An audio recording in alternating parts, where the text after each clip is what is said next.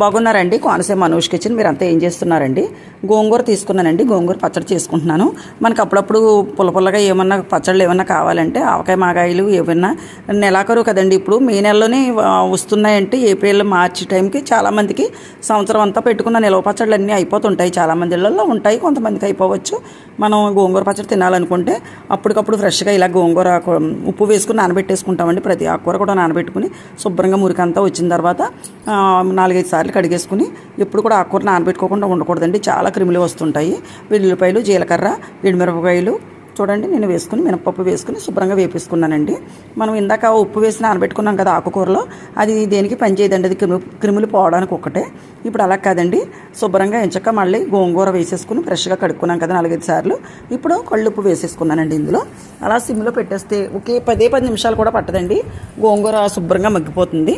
ఇది మనం నిలవ పచ్చడి కావాలంటే మీకు ఎప్పుడైనా నన్ను కామెంట్లో అడిగితే గోంగూర నిలవ పచ్చడి మా అమ్మగారు చాలా బాగా పెడతారు. మా ఇంటి పక్కన అమ్మగారు కూడా చాలా బాగా పెట్టేవారు. ఆవిడ దగ్గర మా అమ్మగారు నేర్చుకున్నారు. మా అమ్మగారి దగ్గర పచ్చళ్ళు బాగా పెడతారు కాబట్టి మనం అడిగినా తప్పు ఏమీ లేదు. కాబట్టి నిలవ పచ్చడి కావాలంటే మాత్రం తప్పకుండా షేర్ చేస్తానండి నేను మీకు. చూడండి ఇలా దగ్గరగా మగ్గిపోయిన తర్వాత మిక్సీ పట్టేసుకోవచ్చండి. మిక్సీ కూడా పట్టేసుకోవడం చూపిస్తాను. మనకి ఏమిటంటే రోట్లో మా నాన్నమ్మ రుబ్బేదండి అప్పుడు ఎంచక్కాను. మా నాన్నమ్మకి పచ్చళ్ళు చాలా బాగా వచ్చు. మా అమ్మగారికి అప్పుడు చిన్న వయసు కదా, 4 పిల్లలం మేము. అందుకని మా నాన్నమ్మ అన్ని పచ్చళ్ళు రకరకాలన్నీ చేసేది.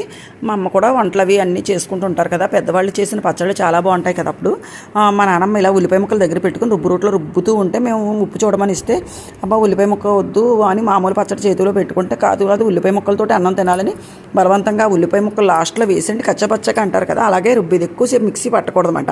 నేను కూడా ఇప్పుడు లాస్ట్లో పచ్చడంతా అయిపోయిన తర్వాత చూడండి ఉల్లిపాయ ముక్కలు వేసుకుని లైట్గా ఇలా ఒక్క తిప్పి ఉంచేసానండి. నిజంగా అలా వేడివేడి అన్నంలో నెయ్యి కానీ గానుగు నూనె కానీ వేసుకుని పచ్చడి వేసుకుని ఆ ఉల్లిపాయ ముక్కలతో గోంగూర పచ్చడి తింటే చాలా మధురంగా ఉంటుందండి. ఎవరికైనా చాలామందికి తెలిసే విషయం, తెలియలేని వాళ్ళు ఎవరైనా అయితే మాత్రం తప్పకుండా చెప్తున్నాను, ఒకసారి ట్రై చేయండి.